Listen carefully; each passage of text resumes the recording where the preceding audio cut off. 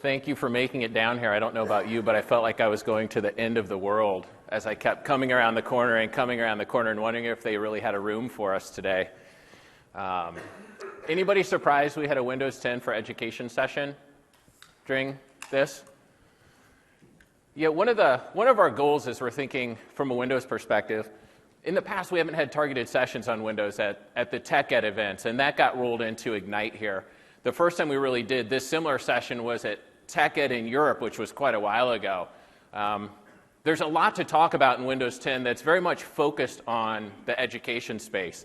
And so the goal of this session today is to cover a lot of that. It's listed as a 200 overview course, which it is. We'll skirt a little on the 100 side. We'll go a little bit on the 300 side, just showing some of the technologies in terms of deployment, the things that we can think about. I have a slide at the end of the session which highlights some of the sessions I think would be good to attend if you're interested in more information. They're not specifically titled education, but they're deeper dives into the deployment goodness, the new management functionality. There's a whole 75 minutes on Windows Store things that we'll brush through today and why that's good for business and education. So there's a lot of other places from a Windows perspective you can go to, and they may not say education that specifically, but the features and functionality are there for that. And of course, why are we, from a Microsoft perspective, thinking about education? Because we're in a time where it's changing significantly. 5, 6, 7, 8 years ago, if we looked in a lot of schools, there were probably a couple different devices in there. We might see MacBooks and we might see some Windows devices. And as we roll forward, that was about the same time that tablets and the iPads were coming in. And if we roll to now, we see even a broader proliferation of devices. And there's things we as an operating system from Windows need to start doing to make it simpler for you guys to deploy that and to manage that for the educators out there. And that's the focus of what we're going to talk about today. I need to be a little closer to this. And there's a lot of things that in the educational perspective that teachers and educators, professors want to start being able to do. I was in a public school in New York City about 4 weeks ago, and we were talking to a physics professor about what he was doing in terms of some of this new technology. And he was doing a lot of it on his own. If anybody in here is from some of the New York public school systems, you may have similar situations. It may be different. I visited a bunch of them, and it was all different across there. They didn't really have dedicated IT to help them. But he was doing some amazing things. He taught an 8th grade physics course. And he had a tablet that he taped. So if we think kind of a flipped classroom perspective, he would pre-tape his lessons. This is what we used to as teachers do in the classroom, was teach the lesson, send students home to do homework. He was doing the reverse of that. He was teaching the lesson in a video format, posting it to his blog post. The students would go home and view those. They would take a short quiz, and then when they came in the next day, he had a pretty good idea of where everybody sat in terms of learning, and they could have discussions. So it cleared up the time in the classroom to really do the learning piece. And we're hearing a lot of this around the world. When we think of some of these, the rest of these are really just some buzzwords from an education perspective, and there's ways that technology can fit in to help that. But I thought that was a pretty good example of what a cutting-edge educator was doing in this space. And then, of course, you need the devices and the connectivity, the OneDrive, the pieces sitting behind it to allow them to be successful in that space. And so from a Windows perspective, when we think of Windows 10, and that's really the focus of this session, there's 4 different areas that we'll cover today, things that are coming through that are better for education, that continue to make Windows a great operating system for a lot of those things I just put on the slide. And they really cut across here. That first one, if we think of the flipped classroom example, is better learning outcomes. Because when we get through all of this at the end of a school year, it's really about, has the student made progress? And the technology is there to help them make that progress. And if the technology is not helping with that, then we should think of another thing to do, because what we're doing doesn't work. Of course, affordable devices and solutions. When Windows 8 came in, there were more affordable devices that were coming out. But now as we're towards kind of that end of the Windows 8 kind of launch cycle, and you think of Windows 10 coming in, there's a much broader brush of devices that are available now. So we certainly have, and we'll talk a little bit about what we're doing to support that. We'll have devices down on the inexpensive tablet and clamshell range, And of course, up to the more premium devices, things like a Surface Pro 3, other types of Lenovo and Dell devices as well. We'll talk about some of the safety and security pieces. Some of the things were highlighted in the session this morning: Windows Hello, Microsoft Passport, enterprise data protection. Talk a little bit about how those fit into schools. And then finally, we'll wrap up with, what are we doing to simplify the deployment process? Simplify it for net new machines, new devices that you're purchasing coming in, but also upgrading existing devices from Windows 7, 8 directly to 10 as well. And from an overall perspective, and this has been in a lot of the keynotes, a lot of the things you may have seen with Joe B. this morning. Terry Myerson has done announcements on this as well, but when we think of Windows 10, this is a lot different from a Windows perspective than we've done in the past, and a lot different than what other operating systems do on other devices. Windows 10 will cut across all of these devices. It'll be a very similar experience. If you saw the keynote this morning, you saw a little bit of what Windows 10 on a mobile, a phone device, or a small tablet looks like, and what it will look like on desktop as well. And I'll show a few of those features. But then, of course, it cuts all the way up as well. And they did talk about HoloLens as well as Surface Hub. But it is Windows running on all these. And so universal applications will be able to fit and run across all of these device types, even down to something as small as an IoT device that doesn't look like Windows. So the modern applications coming from the Windows Store functionality that we'll talk about, we'll be able to use across these. If we have kindergarten students or first grade students where a touch-first device works well, they'll know how to use that. But then if they go to a computer lab where there's an all-in-one or a desktop, again, a very familiar experience running across those, and familiar for Windows users regardless of where they're coming from. If you still have some XP or Vista, or for those of you who may have deployed Windows 8, very familiar experience. And so the first one, when we think of learning outcomes, I want to highlight just a few things as we look through here. And this is probably something you may have heard before. Windows 10 will be a familiar experience, as I just mentioned, regardless of the Windows operating system that we're coming from. And if you've looked at some of the preview builds, you've likely seen how that has been integrated, and we'll show it as well. And of course, it does scale across all of those devices we just showed on the previous page. And then, of course, great experience across the different areas. So lab carts, teacher devices, administrative devices, anything that we need to deploy within an educational institution, there are the right devices and the fits for that. Now, I want to switch gears really quickly and show a little bit of the user experience. I know Joe showed quite a bit of it. I had a lot that I was going to show. Maybe just a quick show of hands. How many people saw the keynote this morning, either streamed or okay, so quite a few. So I won't give as much of the user experience demo, since Joe focused on a bit of that. I'm going to try to show a few different things here than what he showed. But we'll start with some of the basics. Maybe.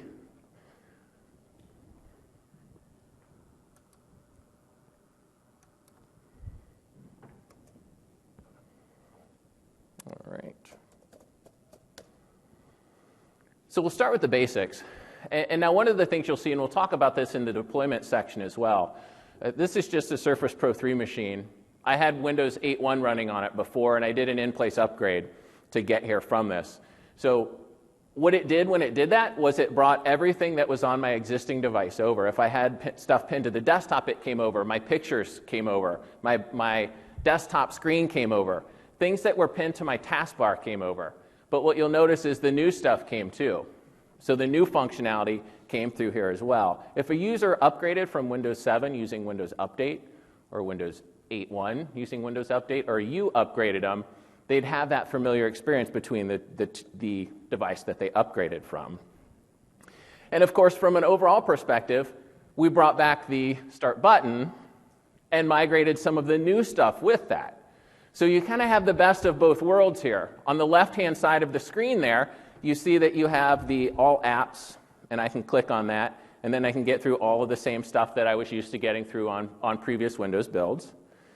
If I click back, the other thing that users told us that they really missed in the Start menu here was a power button, And so you'll notice that that has also been brought back. So users who are used to doing specific things can do that with Windows 10.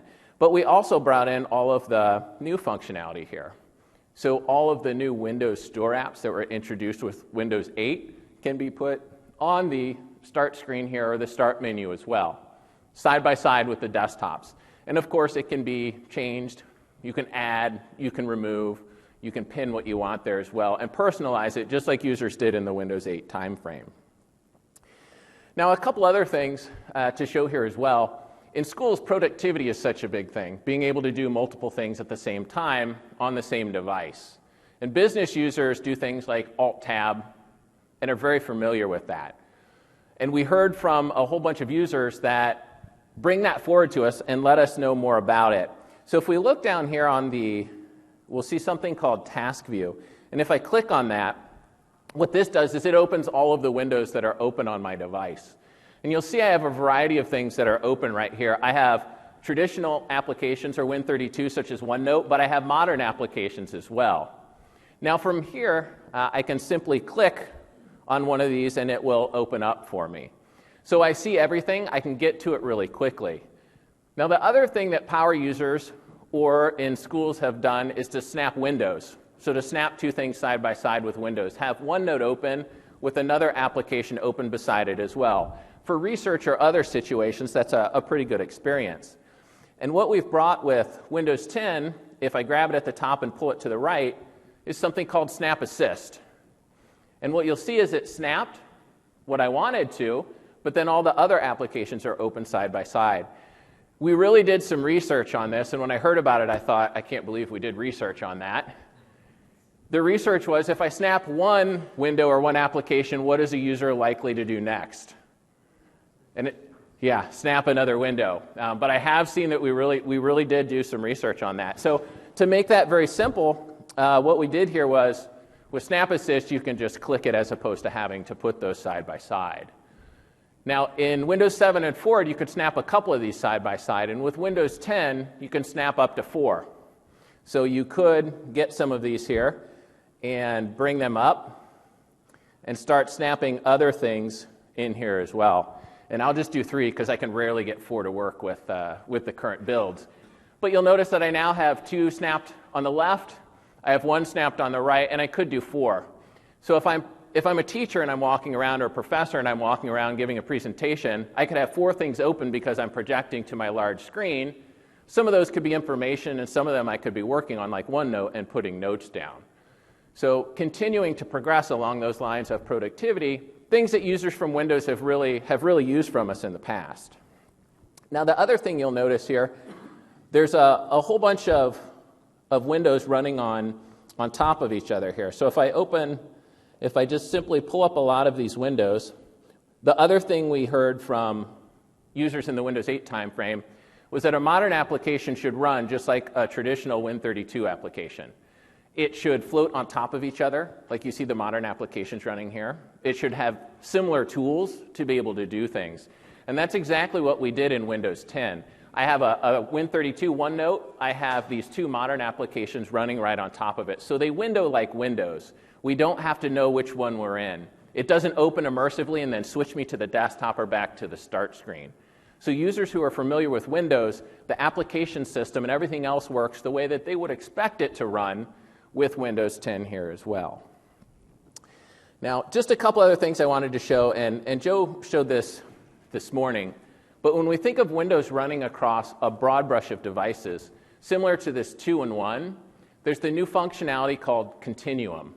And what Continuum does is it has some intelligence to know if I'm working on something with a keyboard on it already, or if I want a touch-first experience. And you'll notice my surface is set up in what is considered mouse and keyboard mode. The windows are smaller, the start screen is smaller. If I simply pull off my keyboard and detach it, in the bottom right, hopefully in just a second, we'll see something that says, do you want to enter tablet mode? And if I click that, then my surface will move into what is a touch-first experience. So this is an immersive experience. The start screen goes full, similar to what it did in Windows 10, but the other things are still on there. If I swipe from the right, that task view, which I showed before, is there, And if I click on one of the modern applications like the Money app, you notice that it did open immersively on the screen. So there's some intelligence as devices move back and forth to know, do I want a mouse and keyboard experience, or should I have a touch-first experience? And then if I simply switch this back in here, again, if the magic happens, it should pop out in just a second and say, do I want to exit? And if I say yes, then it simply switches back, and it gives me that mouse and keyboard experience that I would expect when I have that connected there. You can get to that through PC settings as well. If you prefer that immersive mode, you can flip it on even though you're in a mouse and keyboard mode. So just a quick few things coming forward from a Windows 10 perspective. The majority of these are things that users told us, businesses told us, and schools told us, educational institutions told us. We would like to see this in Windows 10 because we felt it was missing in Windows 8, or it stalled us in Windows 8 from a usability perspective. Yes, question? Yeah, so one of the things that Windows 8 suffers from, especially on high-resolution DPI, these systems that have like my XPS 13 or 3200, is that even new apps don't scale well, or even legacy apps don't scale well. And then even what's more major to me is that when you remote desktop, they don't scale well. Has Windows 10 solved that issue? Yeah, so the question was about high DPI resolution screens and scaling in Windows 8. I don't have a lot of the specifics here, but yes, Windows 10 has a focus in it to scale to the larger DPI types of devices, as well as to fit the higher resolution things like 4K coming through as well. If you want to stop by after, I'll give you my card, and then I can point you to some of the specific resources that are aligned with that. All right, so I'm going to switch back here to some of the PowerPoints here. And a lot of this we highlighted, so I'm not going to spend a lot of time on it in terms of the usability or the productivity that Windows brings to the table. We've done it relatively well in the past. But when we think to 21st century skills, these are some of the things that we're thinking about. How can we make these better? So things like collaboration, other things on here, synthesizing and connecting and creating, collaborating at distance. How can Windows provide a great experience for that? And the interesting thing, of course, with education, which may be different from a discussion we would have with enterprises, is that other parts of Microsoft are deeply ingrained in deploying and being successful in education. Things like Office 365, Skype, Link. Skype is kind of going to take over some of those capabilities from a naming and usability perspective. OneDrive. So a lot of these things that teachers and students need to do to collaborate may be one of the first entrances now that schools are looking at from an education solution. And we need to figure out from a Windows perspective, how can we be the best platform for those? And so some of those other pieces that we just showed in the usability experience, the snapping, those capabilities, Microsoft Edge and inking, which we'll show in just a minute here, are some great capabilities that when you layer on Office 365 and the other functionality from Microsoft, provide a fantastic platform to do a lot of these pieces. And inking is one of those specifically. OneNote has great inking capabilities in it if you've used that. There are apps that can take advantage of those exact functionality as well. And Microsoft Edge, previously Project Spartan, we'll show in just a minute, has those capabilities as well. The thing with inking that we've seen in research and why we want to think of platforms great to deploy in education, different from taking notes where students are simply typing. When you're typing notes, you're simply more or less regurgitating the notes that are given to you. When students are inking, research shows that they're making meaning, and they're doing these 21st century skills. And inking on Windows devices is great if you haven't seen it yet or tried it yet. And a goal as we're getting into Windows 10 and moving forward is the affordable devices that support great inking capabilities that the apps can take advantage of, modern apps as well as the existing Win32 applications. So we've got a couple slides on the two browser kind of story, if you will, for Windows 10. The first one here, which Joe showed some this morning, is Microsoft Edge. This was what was previously called Project Spartan. We're told to no longer use that name. But for education, there's a lot of great things when we think of Microsoft Edge versus what was Internet Explorer and what will be Internet Explorer moving forward. There's feature functionality, but first off, it's built for the modern web. So some of the compatibility things as we move from IE9 to 10 to 11, we would hear from schools, I can't access some of these new websites. I have to use Chrome browser for that. Spartan should access those. That's one of the functionalities of the modern Edge system that it has, is to be able to access that modern web. And then if it can't access a site because you need backwards compatibility, it will kick to IE, which is on the machine. So Project Spartan for the modern web, and you can still go back to access older websites.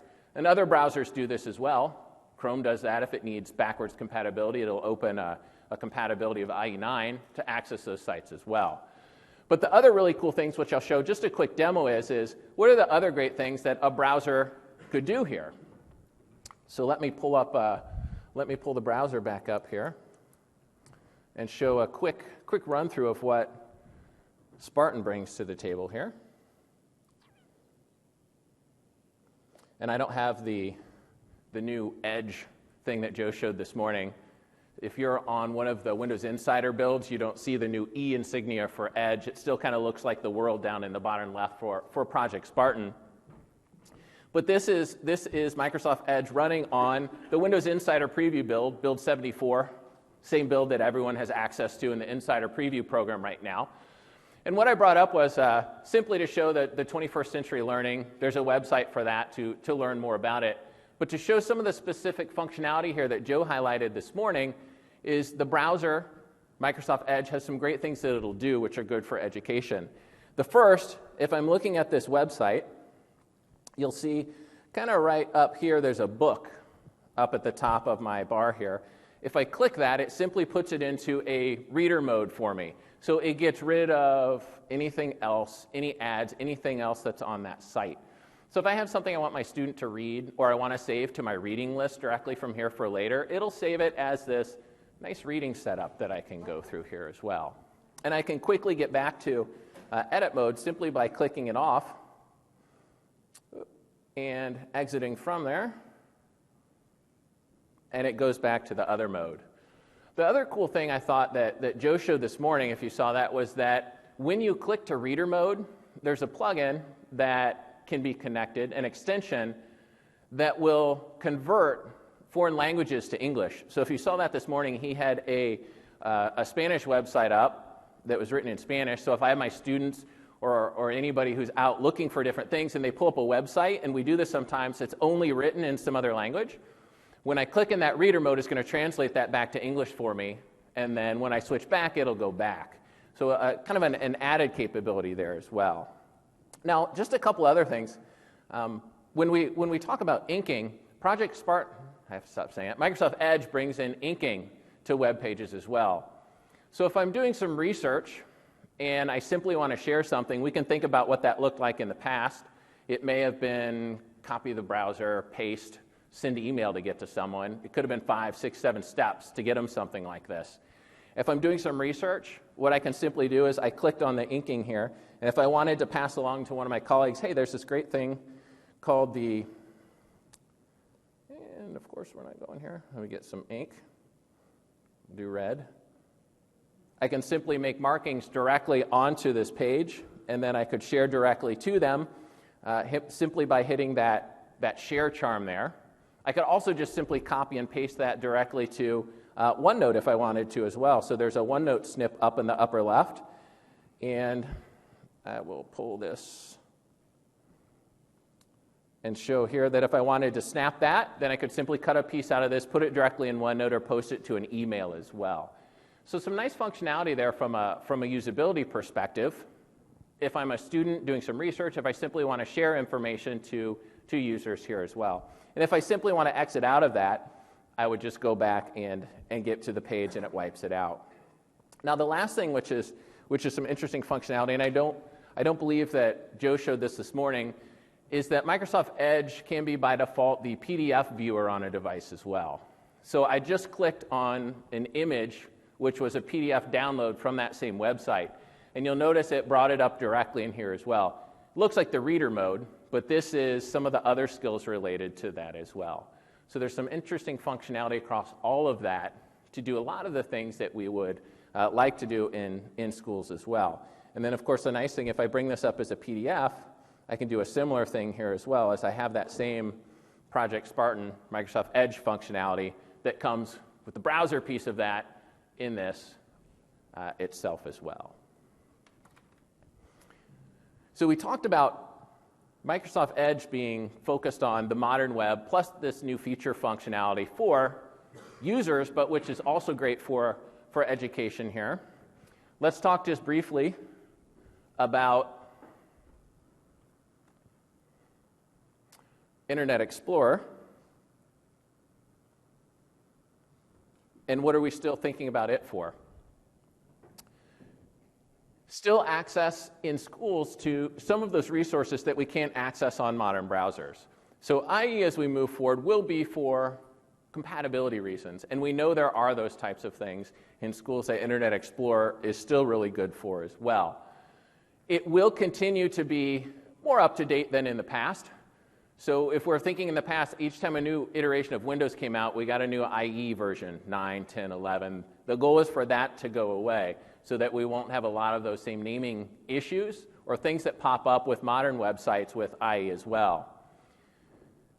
IE 10 and 11 had enterprise mode IE in it, which was really even backward compatibility. That will continue to be the case here as well. Things for accessing even prior to IE 9 in terms of our compatibility.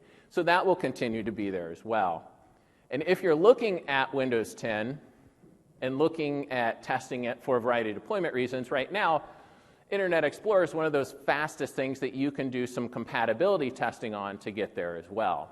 Applications and IE 11.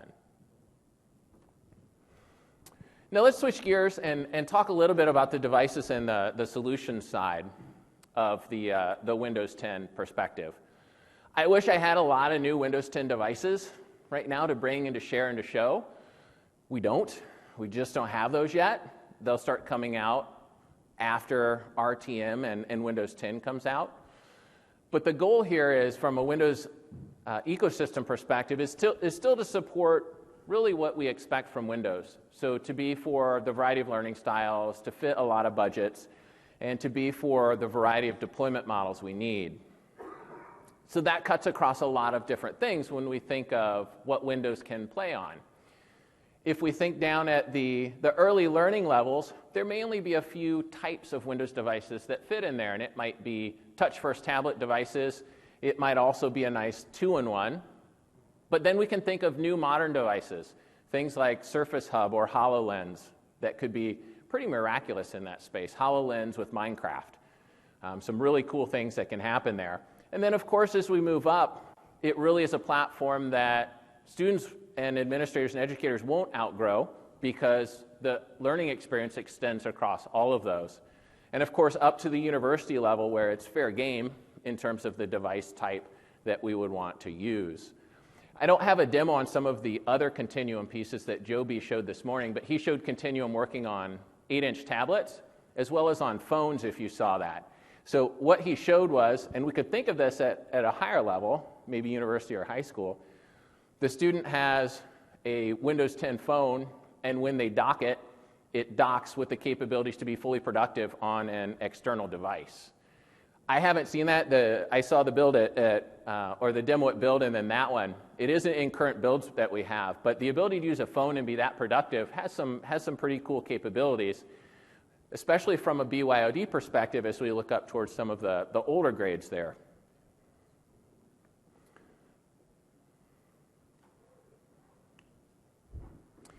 And now one of the things we certainly want to highlight is that it will make existing devices better, just loading Windows 10 on it. Now just a quick survey here. How many of you have any Windows 8 or 8.1 deployed in your schools or institutions? That's a pretty good brush there. So you guys likely saw, and those of you who tested Windows 8 and didn't deploy for whatever reason, we know a lot of those, know that when you deployed Windows 8 on a Windows 7 machine or previous machine, you got a lot of better fundamentals, and those will continue to get better.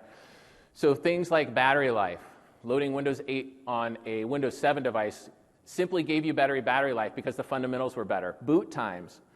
When we hear nightmare boot time stories with Windows, it's typically on Windows 7 or earlier operating systems. A good, clean install of Windows 8 can boot in 7 or 8 seconds. So you see incredibly fast boot times. So those types of fundamentals that we would expect, have gotten significantly better from 7 to the 8 ecosystem, and then will continue to get better into 10. I haven't seen the specific differences with Windows 10 versus Windows 8.1. It will be a lot less, it'll be more incremental than it will be generational like it was from Windows 7 to 8.1 for a variety of reasons. And of course, new devices and new innovations. So things, great pen capabilities, some of those which we showed on Microsoft Edge and that you might use on OneNote. A goal to get more devices in the education space with the same type of stylus. We know they break. We know that's a blocker for having inking in education. Doesn't matter what age we are, we tend to lose things or we tend to break things, and we need a simple way to replace that. As well as really focusing on what are other great devices that may be in the less expensive range that also have great inking.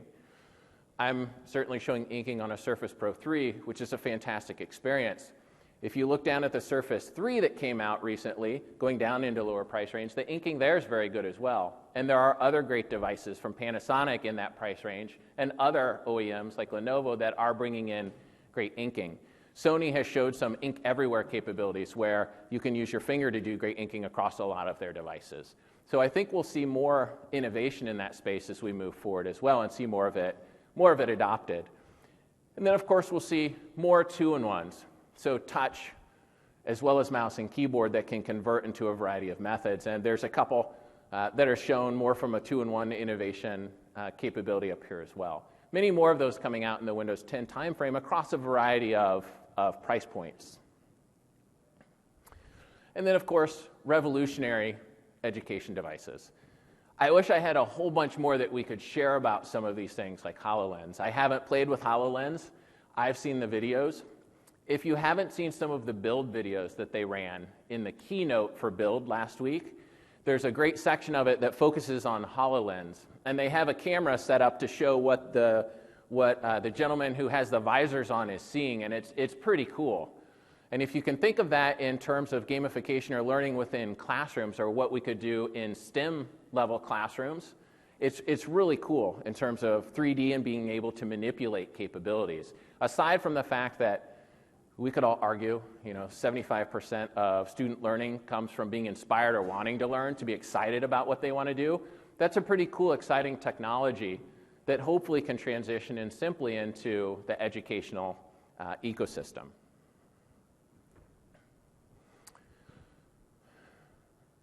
Now, I'll highlight this as well here. Of course, in Windows 8, we heard, I love touch on touch devices. When I go back to my office, I still need my mouse and keyboard. The universal Office apps can fit into that space. If you haven't downloaded and tried these from the Windows Beta Store, these are available, preview builds of Excel, of Word, and PowerPoint. I'm just going to show them very briefly. But they give you the full Office experience of these on a tablet or a touch-first device. And they're downloadable and distributable through the Windows Store. So they are universal applications in terms of scaling and the other functionality, which was talked about this morning. So let me show you those really quickly here.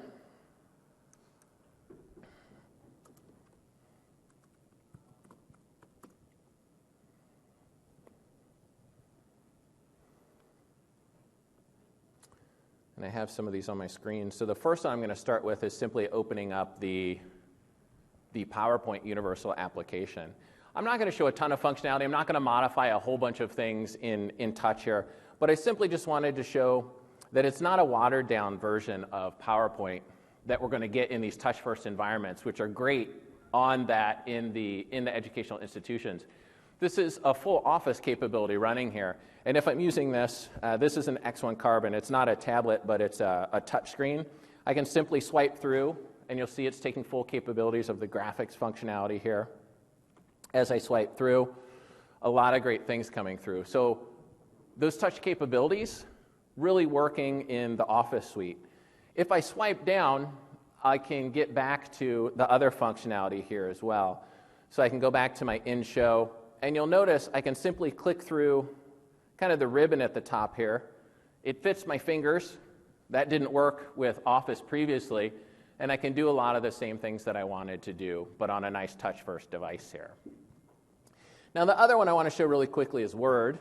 We spend a lot of time doing Word documents. So I'll simply open Word Preview here. I have a Word document that was created by the Office team, a Contoso document here. You'll notice it opens up just like we would expect it to. But this also has that idea of a reader mode in it, similar to what Microsoft Edge has. There's a little, just a little book up there at the top, and if I click that, then my document goes into a reading mode. So if I'm reading on a tablet like this, I can simply switch and swipe through it, which is what I'll do. Now you'll notice that this has the editing turned on. So if I'm collaborating on this with another user, I can simply tap on that comment that's there, and I could add stuff in directly, or I could do the same types of things that I could do traditionally on my Office capability. So I could put a reply in there and say something just like thanks, and then close out of it and be ready to go. Now the other thing when we think of research and those capabilities, what I'm going to do is I'm going to highlight a word that I don't know here. So I have depth of field. And then if I click on that, if I have a document that I'm sharing or a document that a teacher has given to me and I have some things that pop up that I'm not sure what they mean, it's very easy for me now to look into that document, click on something, and then have it pull up in the background. So there's this word in there, this thing called depth of field. It pops up here. It pops up with a definition and also the Wikipedia page. So I could simply look at that and figure out what I'm doing. I didn't show that on Microsoft Edge, but I could do the same thing. If I put it into reader mode or I put it into something else, I could right-click on it, and Cortana would do the same thing for me, would pull up information here. So if I was researching, I could quickly find out new information and be ready to go. So we'll close out of those. Just a quick run through there. As I mentioned, with Windows 8, a lot of the things we heard was we love Office, we like Windows Touch, but we want to have the other functionality there, which is a touch-first experience with my Office suite applications for my users. Now, there's a couple things here. The last one, this affordable solutions section, the Windows Store.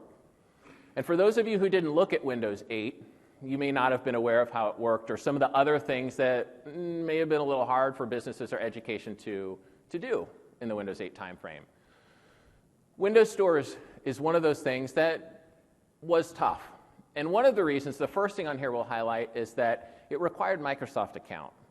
To get a Microsoft account, it's a consumer account, so it's not manageable by an institution. In the US, there's other things, COPPA requirements. If I'm 13 or under, I can't get one on my own without some parental interaction. So it's hard to get that Microsoft account. With Windows 10, we're bringing in the idea of Azure Active Directory as the ID that we would say to use in institutions. That's the same ID that's used with Office 365. So a lot of institutions may already have that deployed, or with Azure Active Directory in the first place. So Store will be accessible via that identity, which is removing one of those blockers from the Windows 8 timeframe. Now, the other things here are things we didn't provide either. The Windows Store was much more focused on the consumer side. Volume licensing, being able to purchase paid or free apps in bulk and distribute those. That's functionality for Windows 10 as well. A flexible distribution model of how we get those to end users. You could email a link and have a user click on it and pull it directly from the Windows Store. Could use MDM or SCCM as a provisioning model, or you could do it offline. You could download one of those store applications and provision it in an image, so it's at the device level, maybe not the user level. And then finally, there's some curation. So the idea that as we continue to move forward, there will be education-relevant content that comes forward. So let's talk about what that looks like here.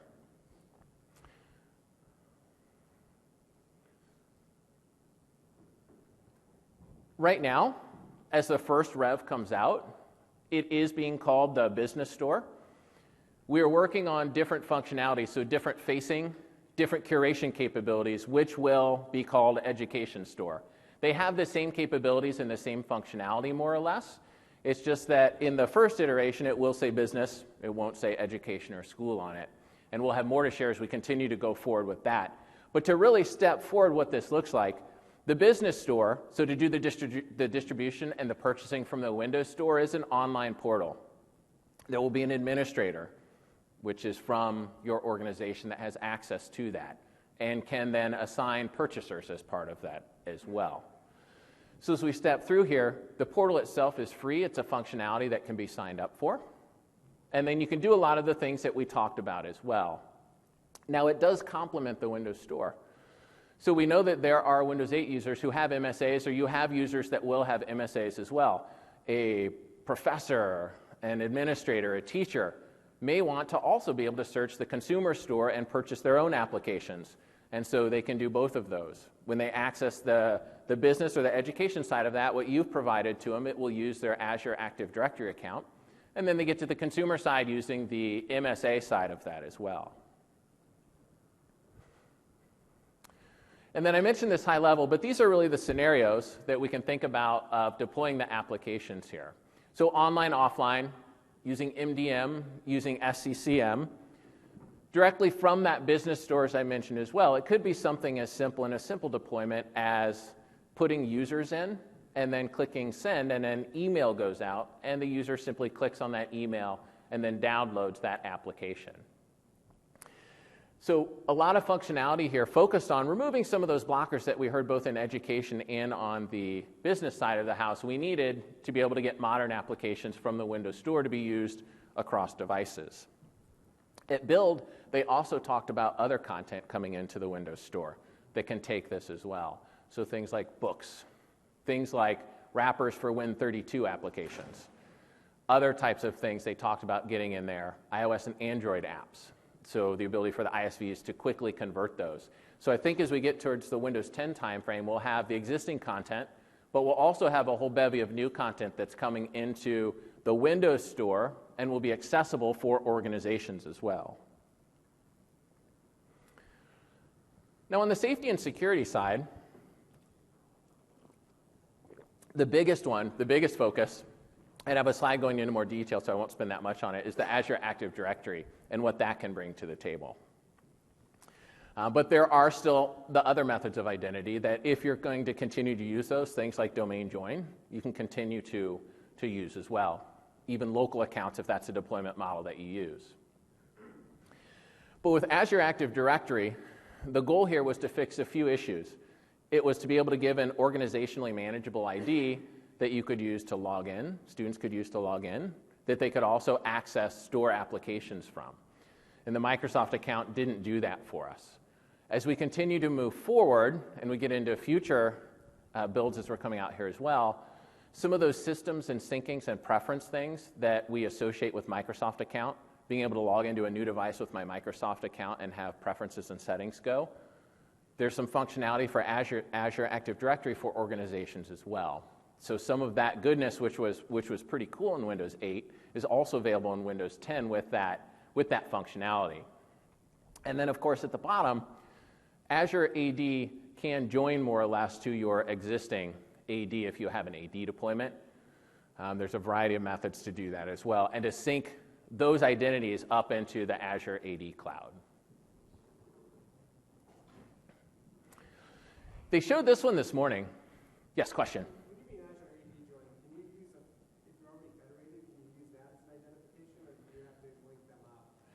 If you already have Azure? No, if we already have federation through ADFS. Yeah, so you can do DirSync or federation to the Azure AD more or less. So if you're already using a couple of those capabilities, you can use that same thing to link to Azure AD and to provide the capabilities into that. So Microsoft Passport and Microsoft Hello were two things that they demoed this morning. I have them kind of in reverse order. But Microsoft Passport is the ability to have a tough credential on a device. It is right now, and I've marked it on here, it is for one-to-one deployments right now. So if you have a one-to-one deployment, it's great. The reason for that is it's tied to a specific device, or a user has to take action on a specific device. So the way this works is that a user can set up a PIN, which is tied to the device that they're logging into. So my Surface here, I would go in and I would create a PIN number, which I can only use on this device because it creates a credential on this specifically.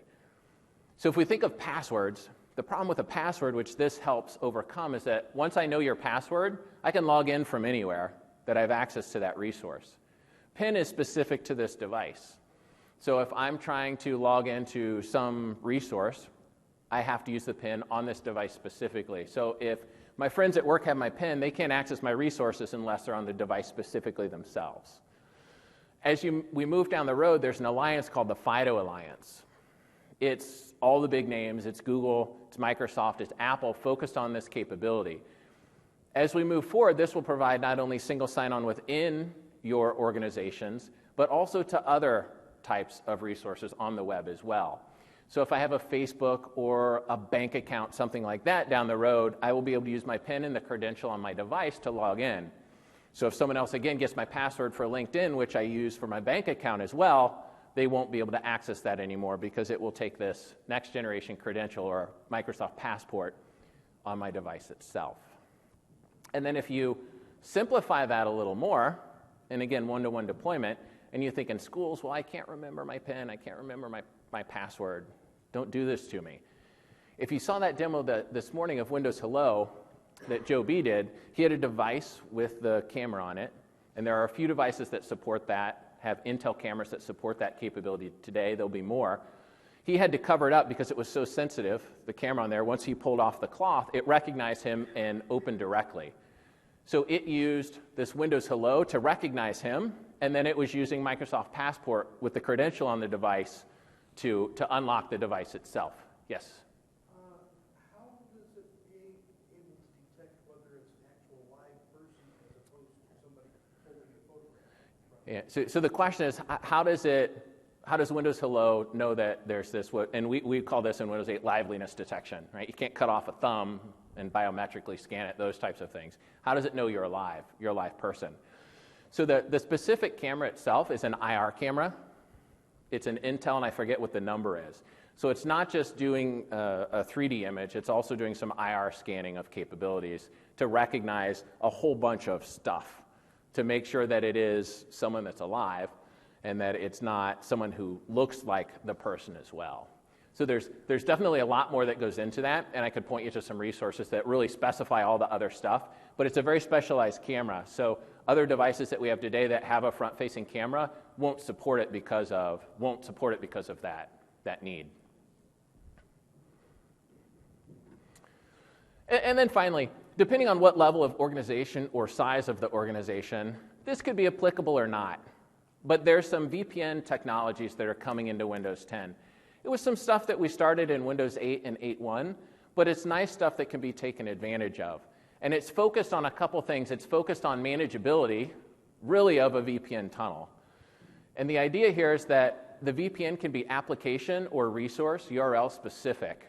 So if you have students who need to access one single thing that could be back behind a school or university firewall, when they need to access that, it'll kick off this VPN tunnel and they can access that. You may have teachers, though, that need access to pretty much everything. And if you're familiar with an enterprise capability called direct access, it's a little similar in the respect that anytime I'm on the internet, if I need my VPN on to connect to something, it does that. So it provides a very positive experience. If I need to access a SharePoint or something, it just connects and does it, versus giving me a message that says you're not connected to the network or something like that. So again, really focused on the manageability piece. We're working with VPN vendors. So if you have some of those out there, the big names, they'll be creating universal applications that sit in the Windows Store. So if a user needs the client app, they can download it directly from there. You can distribute it normally like you would as well. So some new functionality coming there from a secure remote access perspective. And then finally, I think in the 99% of the discussions that I have with schools, universities of any size is really fitting into one of these areas here, which is make it simpler for me to deploy Windows devices, because some other devices out there are simpler, they take less time. And we've made strides with Windows 10 to start to simplify that process. We will continue to focus more on this as we move forward as well. With this idea of Windows as a service, there will be new capabilities continuously coming through Windows. And we'll talk about that in just a minute. It won't be we bring you something today, and then in 3 years you're going to get a new Windows. But if we think of the deployment piece, we did a tour with a bunch of customers and companies about a year and a half or 2 years ago. And the number one thing they told, well, actually, it was number one or number two, I can't remember. Number one and number two were Internet Explorer compatibility and deployment. We can take our pick which one those fall into. But from this perspective, there were customers, big enterprise customers, that told us it took them years, millions of dollars, and thousands of lives to move from XP. And they were very serious when they told us this. And so they told us, if you can't simplify that, I really don't ever want to move again. And so this functionality that we're doing is helping with that. It could be the end of wipe and reload as we know it. And I'll show you one of those capabilities, the Windows Image Creator Deployment tool. But it's also the idea of a managed in-place upgrade, and we really haven't supported to this extent before. Typically, we've provided an in-place upgrade from an N-1, so the previous operating system. A preferred upgrade for us, for Microsoft at this point, would be this in-place upgrade. So there will be, from Windows 7 devices, an in-place upgrade path that can take you directly to Windows 10. There's ways to do that directly through Windows Update. Any of you who are part of the Insider Preview program today, if you move builds, that's what it's doing. It's in-place upgrading you from what you're on to the next build via Windows Update. But that's also manageable through your existing tool sets that you might be using, things like MDT or SCCM. And we would certainly like that to be used. And then runtime configuration is an interesting one. And we've got a slide on it. It creates a provisioning package, and we'll show you how to do that in just a minute. But of course, the goal here is that reduced validation and the deployment costs.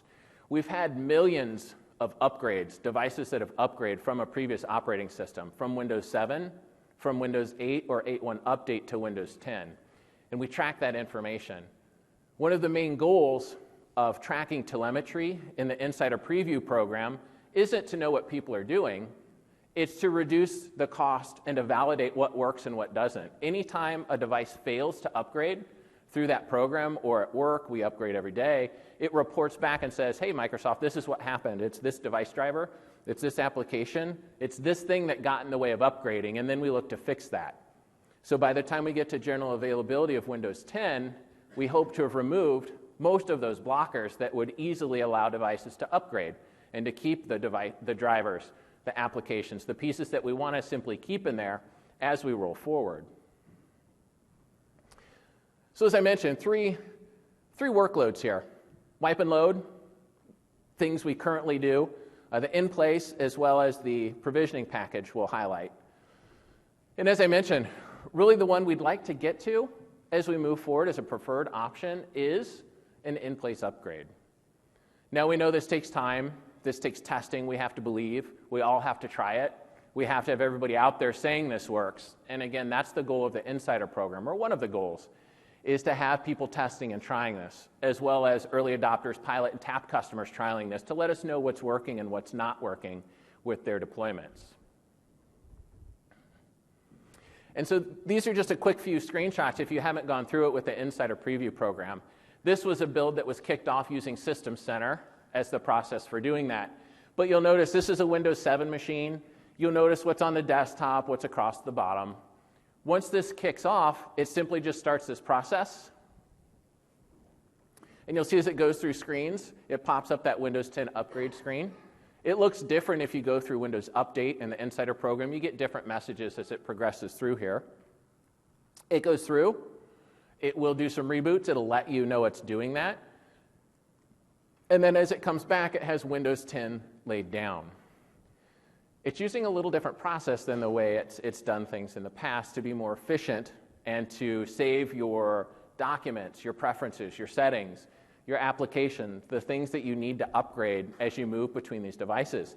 But again, the goal then is as you step through that process, you come up with Windows 10 ready to go. You haven't done wipe and reloads. You haven't had to create a new image and to put device drivers and everything back in it and test compatibility, because it's creating or it's keeping as much as compatible as possible. If it has access to Windows Update, it'll look to Windows Update for drivers, if you allow that, and pull down updated drivers if it's necessary as well through this process. I've had devices where this hasn't worked. If it doesn't work, it reverts back to the previous operating system that's on that device. So if I had Windows 7 on here, at the end of it, it would have reverted back to Windows 7 at that point, and it would create an error file letting us know what broke in this process. It's not going to leave it in a state where you've got a blue screen or something along those lines. Yes? How's it going to handle whole disk encryption? Say it again. Whole disk encryption? So the question was, how's this going to handle whole disk encryption? So the answer, of course, probably similar to answers we've heard in the past. It depends which whole disk encryption you're utilizing. If you're utilizing BitLocker, what it's going to do will suspend, kick off the process, and re-enable BitLocker at the end of that. The other big names we're working with, we have a group that works on the security side with the whole disk encryption vendors, big names you would know of, as well as the VPN vendors, some of the networking pieces, where we see some of the tougher things here. So the goal is certainly to work with them and have a process where it does work, but it could work differently or get kicked off differently depending on who you're currently using.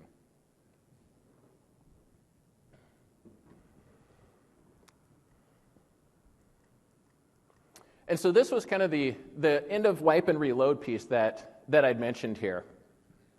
For new devices, there's this idea of provisioning and not re-imaging. There was a tool created, and I'll show you that in just a minute. It's part of the ADK, and I'll show you where you can download it and start testing and trialing some of this piece here. But the idea is that you could buy off-the-shelf hardware. You could create a provisioning package with a whole bunch of stuff in it, and I'll show you the extent of things that you can put into this provisioning package. And then you apply that provisioning package through a variety of methods, which are up here, things like USB, things like an SD card. You could put it on a network share. You could tap an NFC card, which points to the share. You could email this package to a user, and they'd double-click on it. And when it ran, their device had a whole bunch of new stuff and policies associated with it, without having to wipe or replace, keeping the drivers that work on that device with the new image or the new capabilities that are on there. So let me switch machines here and show you where that sits right now to start testing.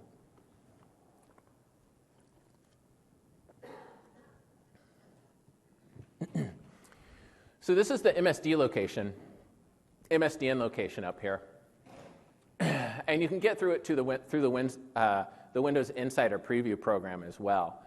There's a whole bunch of information on here about joining the program and a variety of other things. But as you go to the bottom of this page here, the ADK is at the bottom here, the Windows ADK for Windows 10. Now what you do is you would download that. There's 7 or 8 different kits that come in there, a lot of the usual suspects, plus this new kind of provisioning configuration creator tool. And when you download it, it goes into your All Apps location, if you're familiar with some of that, and it says Windows Kits. So right here. So you'll see the variety of Windows kits that are in here. And it's this Windows Imaging and Configuration Designer. And I already have it up kind of and going here. But when you open this, we're just going to spend a minute or two showing the things that you can do with this tool, which is different from what we've been able to do in the past. You could have created a provisioning package already, and then you could open it and change it or modify it. I'm not going to do that. I'm going to simply connect on New Project. And it wants me to name it. So we'll say Ignite Demo 2. I could put a description, a variety of other things. Now, the tool will let me do a couple things. It'll let me do some imaging work, or it will let me create this provisioning package. And the provisioning package is what I'm really interested in here. So I'll click Next on that. I can target specific Windows editions. So if I'm using Enterprise or Pro, I could target that specifically, or I could target all of them, which is simply what we'll do here. Click Target All, and then the provisioning package would then work on all of these. I can specify the location or import a provisioning package as part of this. I'm not going to do that. I'm simply going to connect Finish. Now what it's doing is it's taking some of that basic information and it's going to pull up all the different things that I could change or add or create as part of this provisioning package. And so there's a lot of interesting things that we can do on here. Things like add applications, drivers, driver sets, features on demand, Windows features, language packs, Data. The settings is the one which tends to be the most interesting, and I apologize for not getting this bigger. I'm having some Windows 10 Insider Preview issues with my ability to make this larger on the screen here. But there's a variety of things up here that I can impact as settings as part of this. And so there's probably some basic ones which we'd want to think about if we were creating a provisioning package in schools. WLAN profiles, those types of things, maybe some basic certificates, maybe some policies. If there were some of those apps from the new Windows Store that I wanted to make part of this provisioning package in a base build or put on devices, I could put those in here as well. The other thing which is pretty useful is I could kick off an upgrade from here. And that's the one that I want to show. You see this Windows licensing piece here. If I had my 5x5 key, if I bought Pro devices, for example, and I want to deploy Enterprise, I would simply put my VL key right in here, and I would have that as part of the provisioning package. Then when this provisioning package ran, it would insert all of those policies, those capabilities, the apps. It would also upgrade the device. So if it was an off-the-shelf Pro device I bought and I need to get Enterprise, I could apply my policies and upgrade it using this provisioning package. So again, trying to simplify that process of taking off-the-shelf devices and having them ready in schools.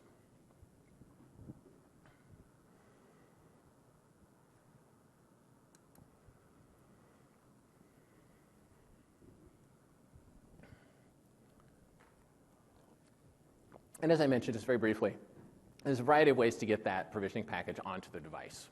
So it could be in an SD card. At UBI, that first out-of-box experience, UBI's looking for provisioning packages. So if a provisioning package was resident via USB or SD at the very first run of a device, it's going to pick that package up and have it ready to go. You could create a base image with a provisioning package in it as well if you wanted to do that. So there's a lot of flexibility about how we get these there. If we have devices coming in after the fact, we can apply provisioning packages to those as well, once we've already gone through the out-of-box experience. So there's really a variety of ways that we can take advantage of that functionality, not just on a first run of a net new device. And of course, I won't spend time here, but the traditional methods, if we're comfortable with the way we're deploying Windows devices today, we can continue to deploy Windows devices in that manner today. So doing traditional things like wipe and load, getting a device, creating an image, putting the device drivers in the image, those types of things are going to continue to be supported through tools like MDT and SCCM, like we may be familiar with using them as well. We're just bringing the new functionality forward to try to simplify the process that we go through to get devices in users' hands. Now, the last section is focusing on management. And one of the big management pieces when we think to Windows 10, it was started in Windows 8, was bringing MDM, mobile device management functionality, into Windows 8. Windows 8 had very basic MDM. Windows 8.1 to 8.1 Update brought more. Windows Phone still had a whole bunch more. But as we move forward and we think about lightweight devices and being mobile and moving around, using an MDM to manage all of the typical, or the majority of the typical types of things that we need to manage for a device with Windows 10 should be a reality. And I'll show a graph here of the number of MDM functionality pieces that I've brought in. We will continue to support the existing things of how we manage devices as well. But what that does for us is it allows us to manage this breadth of devices, Windows mobile devices, small phones, phablets, small tablets, large tablets, all of them in a consistent manner. You can do some of that with the hybrid model of Intune and SCCM today via the single interface, but it's still two separate systems and two separate ways of managing those devices. It's MDM or OMADM plus group policy. And of course, similar to the VPNs, we're working both with Intune as our first-party MDM, as well as with other MDM providers to get them ready to go when we get to Windows 10 to be able to manage these devices. It is an open stack of protocols. OMADM is what we use for mobile device management, so any provider can take advantage of it. And just from a high level, I mentioned this on another one, the identities. We can select the identity, the management structure, infrastructure, and ownership, depending on how we want to deploy. So we can cut across some of these depending on the deployment model there. And as we think of our existing infrastructure, when we deployed Windows 8, System Center was a little bit longer in terms of being able to support it. The goal here with these, with Intune, and with as many third-party and with SCCM is that when we do launch Windows 10, it's a hotfix or an update, but they will be able to manage and to do some of the provisioning and the deployment models for Windows 10. We want to be on board with all of our Microsoft partners versus having some other things come out later than is necessary. And so here is what I was mentioning verbally, but just kind of in a screen here. If we look at Windows 8.1 and the total number of MDM policies that were in there, and then look towards Windows 10, the goal is for phone and desktop to be compatible, but to be able to manage, again, what we need to manage via MDM through an MDM provider and not needing two different sets of frameworks to manage those devices. And again, first party as well as third party across all of those as well.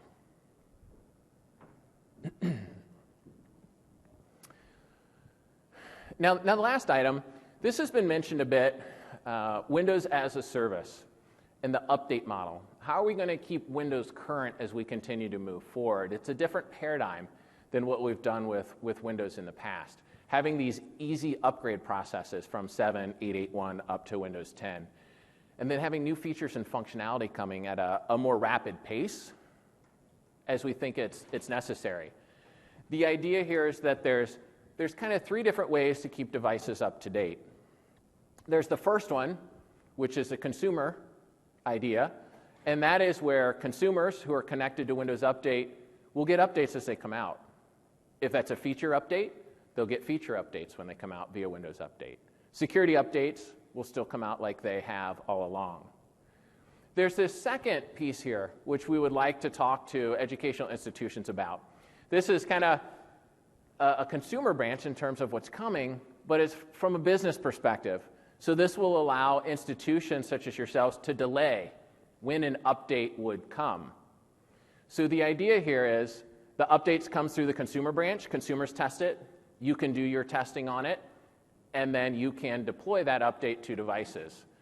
Our goal is we want to keep these devices up to date. We want people to be able to take advantage of those little new pieces that are coming through. The security updates will continue to progress on that second branch as well, similar to the way they do today. Now there's this idea of the third branch here. This is something that we would think in the education space. Let's really think about where we would want to deploy something like this. This is a long-term servicing branch. This is the idea that Microsoft will support this for 10 years. It does not change. It does not get new features or functionality. It can get the security pieces, but it will stay stable with the functionality you get when that long-term servicing branch is declared over the course of this lifetime. In the enterprise space, we would say nuclear reactors, nuclear submarines, something that is highly impactful on updates coming through, and we just can't have them coming through. So a mission-critical type of a thing. There could be some databases, right, student databases or something like that. But for the typical user here, that's not something we would want to see on a long-term servicing branch. So three ways as we continue to move forward of keeping devices up to date with the new good stuff that'll come through with Windows.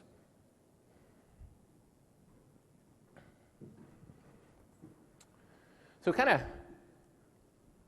in a little wrap-up, we talked really four areas here from a Windows 10 perspective. Across these things, the better learning outcomes, affordable devices and solutions, safety and security, and simplifying the deployment and management models. I'd love to hear from you guys afterwards. I have a bunch of business cards. If you'd like to send me an email and say, here's some things I'm really thinking about, you didn't touch on it, we'd love to hear it.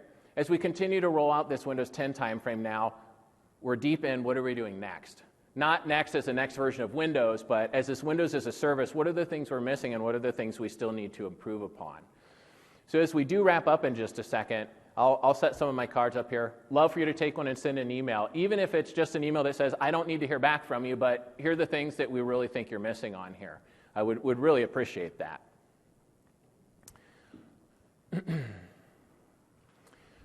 Things to think about as you're thinking where you're at now. Running Windows 7, Maybe not evaluate Windows 8.1 as much today. Need to update that. But think about Internet Explorer and moving forward. If you're on 7 or 8, start thinking about Windows 10. Windows Insider Preview program. If you're not a Windows Insider Preview person already, even if you are, if you come down to the Windows booth and you sign up or you sit through a session, if you're already signed up, they have some what I think, as a Windows person, pretty cool Windows t-shirts down there. So if you sign up, then they'll hand you some of these as well. Just signing up doesn't mean you have to download it, but if you have a machine to try it on, they are relatively stable. The builds are pretty good. If you do have something that you have your data on and you don't, still don't load it on that one, but give it a shot and see how it works. Test compatibility.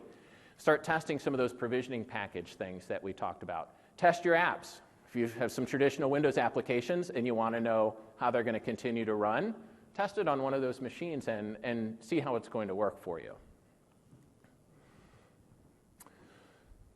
So that was what I just said. Stop by the booth. There's a welcome reception tonight. Also ask the experts down there. You can sign up and get your t-shirts here. Just two more slides, and then I'm happy to take a few questions. Please evaluate the session.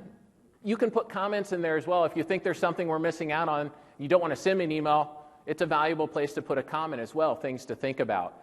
They're anonymous as they come through, so there's no way of tracking back to you on that respect. But go ahead and evaluate the session, put your thoughts in there.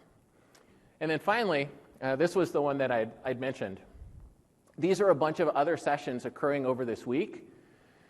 Since this was the first session, some later today and then through the rest of this week. But if there's one of these areas that piqued your interest that we talked about in more detail and you want to know nuts to bolts about deployment, there are sessions for that. Or you have great questions on browsers, there's sessions for that, or management. The Windows Store session, talking about being able to do a lot of that stuff via the business store portal. There's a couple of engineer guys who are going to be here demoing some of the live stuff related to that as well. So a lot more detail about all the areas we really covered kind of at a very high level today as well. So we have a minute or two. I'm happy to take some questions if there are more. How would you compare the minimum hardware requirements for 10 as opposed to, say, Windows 7, which we've got a lot of older machines in school districts, so we have, smaller hard drives and lower video cards and things like that. So the question was hardware requirements and compatibility for Windows 10 versus 7 and 8. They've pretty much remained unchanged from 8 to 7 and 10 to 7. So if you have Windows 7 machines, 10 should run well on them. The one difference we always highlight is that there's always some new functionality. If you think in Windows 8, there was something called Miracast Wireless Display. So there could be some net new functionality like that you can't take advantage of for a specific reason, but the basics and the fundamentals of Windows 10 should run well on 8 and 7 machines. Yes? The drivers that come in the Windows 10 preview, are those just reference drivers, or are those like reworks? The question was about drivers in the Windows 10 preview. Are they reference? Where they come from? A lot of those are the drivers that were in the Windows 8 or 8.1 timeframe. There could be some, if we see them through the preview program, that need pieces. Then they'll get updated, and typically then those will get pulled down through Woo or possibly as part of the upgrade process that it goes through as well. And I'm happy to stay afterwards. I don't want to keep you guys. Don't feel bad if you get up and walk out. But thank you very much for coming. I appreciate your time today.